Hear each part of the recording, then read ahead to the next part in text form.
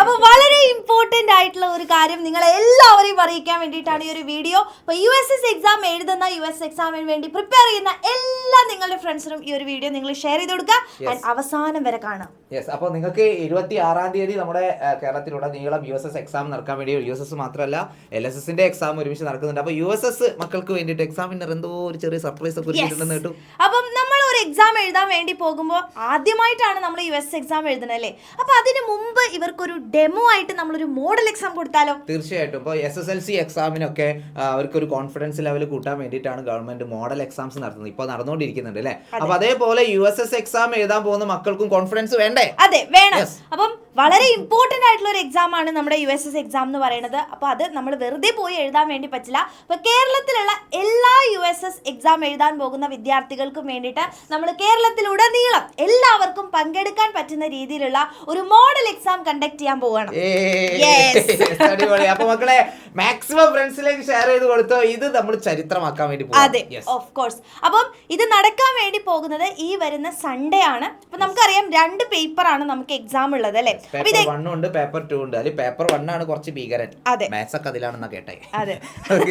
അപ്പൊ പേപ്പർ 1 ഉണ്ട്, പേപ്പർ 2 ഉണ്ട്. അപ്പൊ ഇതെങ്ങനെയാണ് നമ്മുടെ ഈ ഒരു മോഡൽ എക്സാം അറ്റൻഡ് ചെയ്യേണ്ടത്, എവിടെ നിന്നാണ് നിങ്ങൾക്ക് ഇതിന്റെ ലിങ്ക് കിട്ടുക, എല്ലാ കാര്യങ്ങളും നമ്മൾ ഈ ഒരു വീഡിയോയിൽ പറയാൻ വേണ്ടി പോവാണ്. അപ്പൊ ആദ്യം നമുക്ക് ഈ എക്സാമിന്റെ ഒരു ഡീറ്റെയിൽസ് ഒന്ന് നമുക്ക് ജസ്റ്റ് പറഞ്ഞു കൊടുക്കാം. തീർച്ചയായിട്ടും ഓൾറെഡി അവർക്കെല്ലാം അറിയുന്നതായിരിക്കും. എന്നാലും നമുക്ക് നോക്കാം. പറഞ്ഞ പോലെ തന്നെ 2 പേപ്പറിന്റെയും എല്ലാ പാർട്ടിലെയും എല്ലാ ചോദ്യങ്ങൾക്കും ഉത്തരം എഴുതണം എന്നുള്ളതാട്ടോ. അതായത് കഴിഞ്ഞ വർഷം വരെ 50 അല്ലെങ്കിൽ 55 ചോദ്യങ്ങൾ ഉണ്ടായിരുന്നു. അതിൽ 45 വീതം എഴുതിയാൽ മതി. പേപ്പർ 1 45, പേപ്പർ 2 45, അങ്ങനെ 90 ചോദ്യങ്ങൾക്ക് ഉത്തരം എഴുതിയാൽ മതിയായിരുന്നു. പക്ഷെ ഇപ്പൊ അങ്ങനെയല്ല. 50 ചോദ്യങ്ങൾക്കും എന്ത് ചെയ്യണം? ഓരോ പേപ്പറിൽ നിന്നും 50 ചോദ്യങ്ങൾക്കും നിങ്ങൾ ആൻസർ എഴുതിയിട്ടുണ്ടാവും. ഓരോ ചോദ്യത്തിനും ഓരോ സ്കോർ വീതമാണ് നിങ്ങൾക്ക് നേടാൻ വേണ്ടി പറ്റുക. അപ്പൊ പേപ്പർ 1 50 ചോദ്യങ്ങൾ ഉണ്ടായിരിക്കും, പേപ്പർ 2 50 ചോദ്യങ്ങളായിരിക്കും ഉണ്ടാവുക. അപ്പോൾ 100 മാർക്കാണ് നിങ്ങൾക്ക് നേടാൻ വേണ്ടി പോകുന്നത് കേട്ടോ. അപ്പോൾ ഒരു പേപ്പറിന് ഉത്തരം എഴുതാനുള്ള സമയം 105 മിനിറ്റ് ആണ് വരിക. അപ്പോൾ അതിൽ 15 മിനിറ്റ് നിങ്ങൾക്ക് കൂൾ ഓഫ് ടൈം ആയിരിക്കും ഉണ്ടാവുക. അപ്പോൾ 105 മിനിറ്റ് എന്ന് പറഞ്ഞാൽ അതിൽ 15 മിനിറ്റ് പോയി കഴിഞ്ഞാൽ പിന്നെ എത്രയേ ഉള്ളൂ? 50 മിനിറ്റ് ഉള്ളൂ. അപ്പൊ 50 മിനിറ്റ് 2 മിനിറ്റ് തികച്ചുണ്ടാവില്ല. ഒരു ചോദ്യത്തിന് 2 മിനിറ്റ് തികച്ചുണ്ടാവില്ല. 2 മിനിറ്റ് വരെ നമുക്ക് വേണമെങ്കിൽ എന്ത് ചെയ്യും, കൂൾ ഓഫ് ടൈമിൽ തന്നെ എന്ത് ചെയ്യാം, മാക്സിമം ഒന്ന് അറിയുന്നൊക്കെ ആണെങ്കിൽ ഒന്ന് മാർക്ക് ചെയ്ത്. അല്ല, 1 മിനിറ്റ് ഉണ്ടാവുള്ളൂ സർ. 50 ചോദ്യങ്ങളല്ലേ ഒരു പേപ്പറിനല്ലേ? ഒരു പേപ്പറിന് എന്താ പറയാ 105 മിനിറ്റ്. 100 ചോദ്യങ്ങളുണ്ടോ? ഇല്ല, 50 ചോദ്യമല്ലേ ഉള്ളൂ. 50 ചോദ്യം 50 മിനിറ്റ്. അതെ, ഒരു പേപ്പറിന് ഉത്തരം എഴുതാനുള്ള സമയം 105 മിനിറ്റ്. അതായത് 2 മിനിറ്റിനടുത്ത് കഴിഞ്ഞ USSന് അങ്ങനെ തന്നെ ആയിരുന്നു. ഒരു ചോദ്യത്തിന് 2 മിനിറ്റ് പ്രോപ്പർ ആയിട്ട് ഉണ്ടായിരുന്നു. ഇപ്രാവശ്യം 105 മിനിറ്റ് ആണ്. അതായത് 2 മിനിറ്റിൽ പൊടിക്ക് കുറവാണ്. അത്രേ ഉള്ളൂ. ഒരു ചോദ്യത്തിന് 2 മിനിറ്റിനടുത്ത് സമയം ഉണ്ടാവും കേട്ടോ. പിന്നെ ഓരോ വിഷയത്തിലും നിങ്ങൾക്ക് അതായത് വിഷയവുമായി ബന്ധപ്പെട്ടിട്ടുള്ള ഉയർന്ന ശേഷി പരിശോധിക്കുന്ന ചോദ്യങ്ങൾ. അത് സ്വാഭാവികമായിട്ടും നിങ്ങൾക്ക് അറിയുന്ന കാര്യമാണ്. നമുക്ക് നമ്മുടെ ടെക്സ്റ്റ് ബുക്ക് ആണെങ്കിലും നിങ്ങൾക്ക് എത്രത്തോളം ആ ഒരു കണ്ടന്റ് അറിയാം എന്നുള്ള രീതിയിലുള്ള ചോദ്യങ്ങൾ തന്നെയായിരിക്കും. ഇപ്പോൾ ഏതൊക്കെ രീതിയിലുള്ള മോഡൽ അതായത് നമ്മുടെ പ്രോസ്പെക്ടസിൽ തന്നെ ഏതൊക്കെ രീതിയിലുള്ള മോഡലാണ് നമ്മുടെ US എക്സാമിന് ചോദിക്കുക എന്നുള്ളതൊക്കെ നമ്മൾ കണ്ടതാണ്. അതിൻ്റെ പ്രിപ്പറേഷൻസും ഒക്കെ നമ്മളെ യൂട്യൂബിലാണെന്നുണ്ടെങ്കിലും ഒക്കെ നമ്മൾ അടിപൊളിയായിട്ട് തന്നെയാണ് പോയിക്കൊണ്ടിരിക്കുന്നത്. അപ്പോൾ ഇത് സീരിയസ് ആയിട്ട് നിങ്ങൾ ആകെ ചെയ്യേണ്ട മക്കളെ, നിങ്ങൾ ടെക്സ്റ്റ് ബുക്ക് നന്നായിട്ട് ചെയ്യണം. ഇപ്പൊ NMMSന്റെ അവസ്ഥ എന്ന് പറഞ്ഞാല് 8ാം ക്ലാസ്സിലെ ചാപ്റ്ററിൽ നിന്നും ചോദിക്കുന്നതിനേക്കാൾ കൂടുതൽ 7ാം ക്ലാസ്സിലെ ക്വസ്റ്റ്യൻസ് ചോദിച്ചിട്ടുണ്ട്. അതേപോലെ നിങ്ങൾ 6ാം ക്ലാസ്സിലെ ക്വസ്റ്റ്യൻ പേപ്പർ അല്ലെങ്കിൽ 6ാം ക്ലാസ്സിലെ ടെക്സ്റ്റ് ബുക്ക് കൂടി എന്ത് ചെയ്യണം, നല്ല സീരിയസ് ആയിട്ട് തന്നെ ഒന്ന് വായിച്ച് പഠിച്ചിട്ട് പോകണം കേട്ടോ.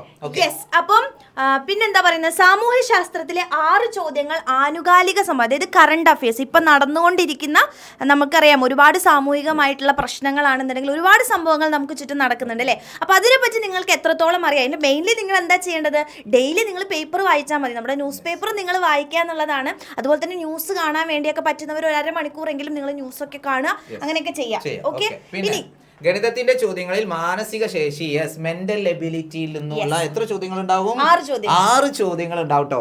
ഇതിപ്പോ 6 ചോദ്യങ്ങൾ നിങ്ങൾക്ക് ഒരു ട്രയൽ മാത്രമാണ്. അടുത്ത വർഷം NMMSന് 90 ചോദ്യങ്ങളാണ് ഈ മെന്റൽ എബിലിറ്റിയിൽ നിന്ന് വരാൻ വേണ്ടി പോകുന്നത്. അപ്പൊ ഒരു പ്രാക്ടീസ് ആയിട്ടും കൂട്ടാൻ നിങ്ങൾക്ക് മെന്റൽ എബിലിറ്റിയിൽ നിന്നും 6 ചോദ്യങ്ങൾ ഉണ്ടാവും. പിന്നെ 1ാം പേപ്പറിന്റെ പാർട്ട് എയിൽ ഓരോ വിഷയത്തിന്റെയും ഭാഷ 1, അതായത് ഫസ്റ്റ് ലാംഗ്വേജ്, ചോദ്യങ്ങൾ 1 മുതൽ 15 വരെ ക്രമ നമ്പർ ആയിരിക്കും. അതുപോലെ പാർട്ട് ബിയിലെ ഓരോ വിഷയത്തിന്റെയും ചോദ്യങ്ങൾ 16 മുതൽ 30 വരെ ക്രമ നമ്പർ ആയിരിക്കും. അപ്പൊ നമ്പർ തെറ്റിപ്പോരുത്. ഓക്കെ, അത് കൃത്യമായിട്ട് ഉണ്ടാവും കേട്ടോ. Part A, part B, part C. OMR ഞങ്ങൾ കാണിച്ചു തരാം എങ്ങനെയാണ് അത് ചെയ്യേണ്ടതെന്നുള്ളത്. Part A, part B, part C എന്ന് പറഞ്ഞിട്ട് 3 ഘട്ടങ്ങളായിട്ട് തന്നെ ബബിൾ ചെയ്യാനുള്ളത് കൃത്യമായിട്ട് കൊടുത്തിട്ടുണ്ടാവും. അപ്പൊ എങ്ങനെയാണോ നിങ്ങളുടെ USS എക്സാം നടക്കുന്നത് അതേപോലെ തന്നെ ആയിരിക്കും നമ്മുടെ മോഡൽ എക്സാമും നിങ്ങൾ നടക്കുന്നുണ്ടാവുക. അപ്പൊ അതിന് വേണ്ടിയിട്ട് നമ്മളുടെ എക്സാം വിന്നർ തയ്യാറാക്കിയിട്ടുള്ള ഒരു OMR മാതൃക ഞങ്ങളിപ്പോൾ കാണിക്കാൻ പോവാണ്. അപ്പൊ ഈ ഒരു OMR ബേസ് ചെയ്തുകൊണ്ടായിരിക്കും നമ്മളുടെ മോഡൽ എക്സാം നടക്കുന്നുണ്ടാവുക അല്ലെ. അപ്പൊ ആ ഒരു OMR മിസ് കാണിച്ചു തരാം. ഇതാണ് നമ്മുടെ USS എക്സാമിനേഷൻ്റെ OMR ഷീറ്റ് എന്ന് പറയുന്നത്. ദാ ഇവിടെ നിങ്ങൾക്ക് കൃത്യമായിട്ട് ഓരോന്നും കാണാൻ വേണ്ടി പറ്റും കേട്ടോ. Part A, part B, part C എന്നൊക്കെ പറഞ്ഞിട്ടാണ്. ഇത് ഫസ്റ്റ് പേപ്പറിന്റെ ആണ് കേട്ടോ. ഇവിടെ ഹെഡിങ് നോക്കണം, എല്ലാവരും ശ്രദ്ധിക്കണം.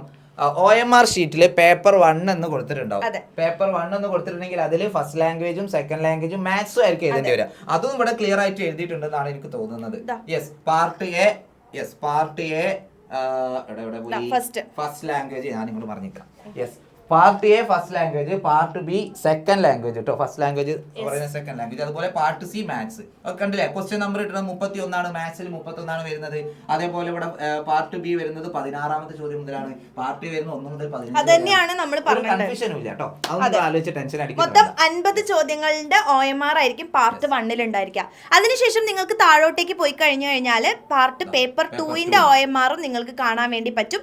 നേരത്തെ പോലെ തന്നെ നിങ്ങൾക്ക് താഴെ പോയി കഴിഞ്ഞാൽ ഇംഗ്ലീഷ്, സയൻസ്, സോഷ്യൽ 1 മുതൽ 15 വരെ ഇംഗ്ലീഷ് ആയിരിക്കും. 16 മുതൽ അതിനുശേഷം 30 വരെ നമ്മുടെ സയൻസ് ആയിരിക്കും. 31 മുതൽ 50 വരെ സോഷ്യൽ സയൻസ് ആയിരിക്കും.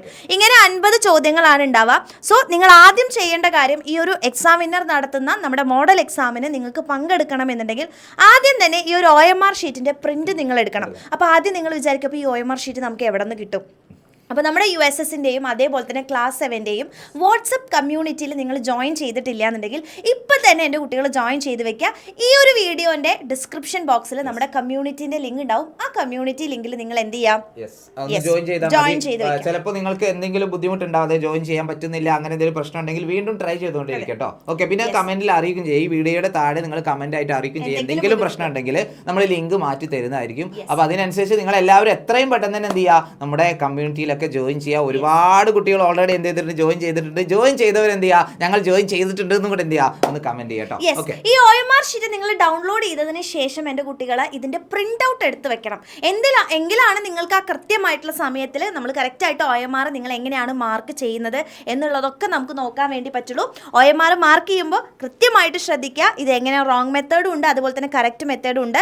ഏതാണോ ഓപ്ഷൻ അതിൽ ഇതേപോലെ കറക്റ്റായിട്ട് നിങ്ങൾ പുറത്തോട്ടേക്കും ഉള്ളിലോട്ടേക്കും ആവാത്ത രീതിയിൽ കറക്റ്റായിട്ട് തന്നെ ആ ഒരു ബബിളിനെ നിങ്ങൾ ഫില്ല് ചെയ്യുന്ന രീതിയിൽ വേണം ചെയ്യാൻ വേണ്ടിയിട്ട്.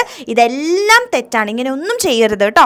അപ്പോൾ ഇവർ വിചാരിക്കുന്നുണ്ടാവും ഇതിപ്പോൾ ഞങ്ങൾ തന്നെയല്ലേ, ഞങ്ങളുടെ കയ്യിൽ തന്നെയല്ലേ ഉള്ളത്, അപ്പോൾ എങ്ങനെ ചെയ്താൽ എന്താണെന്നൊക്കെ വിചാരിക്കും. പക്ഷേ ഇത് നിങ്ങൾ സീരിയസ് ആയിട്ട് എടുക്കുക. നമ്മൾ എന്താ പറയുക, ചൊട്ടയിലെ ശീലം ചുടല വരെ എന്നൊക്കെ പറയും. നമ്മളിപ്പോൾ എക്സാമിന് മുമ്പ് വരെ നമ്മളിങ്ങനെ വളരെ അലസമായിട്ട് ചെയ്തുകൊണ്ടിരുന്നു. എക്സാമിൻ്റെ സമയത്ത് നമുക്ക് അത് കറക്റ്റായിട്ട് ചെയ്യുമ്പോൾ ചിലപ്പോൾ സമയം കൂടുതൽ എടുത്തു പോകും.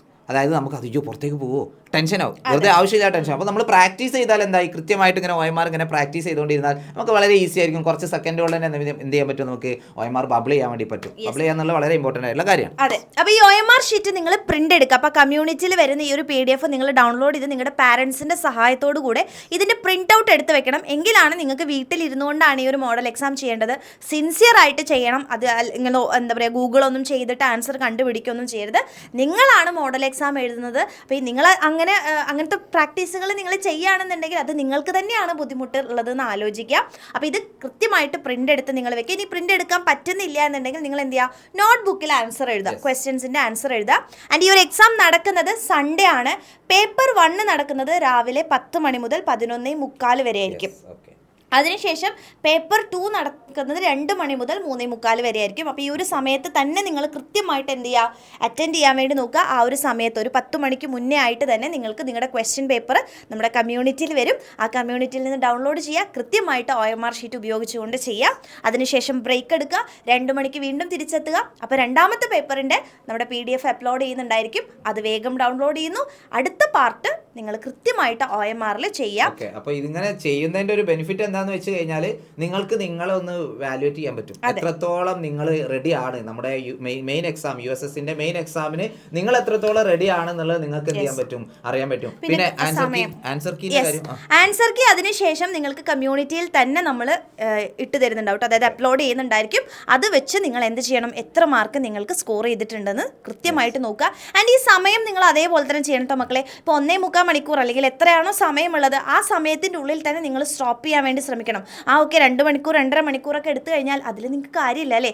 എന്നിരുന്നാൽ മാത്രമാണ് നിങ്ങൾക്ക് എത്ര സമയത്തിനുള്ളിൽ നിങ്ങൾക്ക് എത്രത്തോളം ക്വസ്റ്റ്യൻസ് ചെയ്യാൻ പറ്റുന്നുണ്ട് എന്നൊക്കെ അനലൈസ് ചെയ്യാൻ പറ്റുള്ളൂ. അപ്പോൾ അതിനനുസരിച്ച് പ്രോപ്പർ ആയിട്ടുള്ള ടൈമിങ്ങിൽ തന്നെ നിങ്ങൾ സ്റ്റാർട്ട് ചെയ്യുക, സ്റ്റോപ്പ് ചെയ്യാനും കൂടെ എൻ്റെ കുട്ടികൾ ശ്രമിക്കുക. പിന്നെ ഒരൊറ്റ കാര്യം കൂടി, ഈ വീഡിയോ പാരന്റ്സ് ആരെങ്കിലും കാണുന്നുണ്ടെങ്കിൽ പാരന്റ്സിനോട് പറയുന്നത് അവർക്കൊരു എക്സാം ഒരു അറ്റ്മോസ്ഫിയർ അവർ ക്രിയേറ്റ് ചെയ്തുണ്ടാക്കി കൊടുക്കുക. ഓക്കെ, അതായത് ചുമ്മാ ചെയ്തു നോക്കണം എന്ന് പറയുന്നതിന് പകരം പ്രോപ്പർ ആയിട്ട് ഒരു ഇൻവിജിലേറ്റർ പോലെ അല്ലെ പാരന്റ്സ് എന്ത് ചെയ്യുക, ഒരു ഇൻവിജിലേറ്റർ പോലെ എന്ത് ചെയ്യുക, ആ എക്സാം ആ ഒരു രീതിയിൽ സീരിയസ് ആയിട്ട് തന്നെയാണ് ചെയ്യുന്നത് എന്നുള്ളത് എന്ത് ചെയ്യുക, ഒന്ന് പ്രോപ്പർ ആയിട്ട് വാച്ച് ചെയ്യുക. അത് ഒരു എന്താ പറയുക, കുട്ടിക്കും എന്ത് ചെയ്യും, ഞാൻ കാര്യമായിട്ട് എൻ്റെ അമ്മയൊക്കെ എന്ത് ചെയ്യും അല്ലെങ്കിൽ അച്ഛൻ എന്ത് ചെയ്യുന്നുണ്ട്, ഇത് കൃത്യമായിട്ട് നോക്കുന്നുണ്ട്, അപ്പൊ എനിക്ക് നന്നായിട്ട് ചെയ്യണം എന്നുള്ള ഒരു ചിന്തകളൊക്കെ വന്നു തുടങ്ങും. ഓക്കെ, അപ്പം മാക്സിമം മക്കളെ ഈ ഒരു മോഡൽ എക്സാമിൻ്റെ കാര്യം നിങ്ങൾ ഫ്രണ്ട്സിലേക്ക് എല്ലാവർക്കും ഷെയർ ചെയ്ത് കൊടുക്കുക. ആൻഡ് ഉറപ്പായിട്ടും സൺഡേ രാവിലെ കൃത്യമായിട്ട് ആ ദിവസത്തിനുള്ളിൽ നിങ്ങൾ പഠിച്ചു വെക്കുക. ആൻഡ് പ്രോപ്പറായിട്ട് തന്നെ എക്സാം എഴുതാൻ വേണ്ടിയിട്ട് തയ്യാറാവുക. ആൻഡ് അതിൻ്റെ നെക്സ്റ്റ് വീക്കോളം അല്ലേ നമ്മുടെ എക്സാം വരാൻ വേണ്ടി പോവുകയാണ്. അപ്പോൾ അതിന് വേണ്ടിയിട്ട് നന്നായിട്ട് തയ്യാറെടുക്കുക. അതേപോലെ തന്നെ നമ്മുടെ യൂട്യൂബ് ചാനലിൽ വരുന്ന ലൈവുകളെല്ലാം കൃത്യമായിട്ട് കാണുക. കാരണം അതിലത്തെ ചോദ്യങ്ങളൊക്കെ ചിലപ്പോൾ വരാം അല്ലേ. അതേപോലെ തന്നെ വീഡിയോസ് ഒക്കെ അപ്ലോഡ് ചെയ്യുന്നതൊക്കെ നിങ്ങൾ പ്രോപ്പറായിട്ട് കാണാം. അപ്പോൾ അടിപൊളിയായിട്ട് പഠിക്കുക, മാക്സിമം ഫ്രണ്ട്സിന് ഷെയർ ചെയ്യുക. അപ്പോൾ അങ്ങനെയാണെങ്കിൽ all the very best. Yes.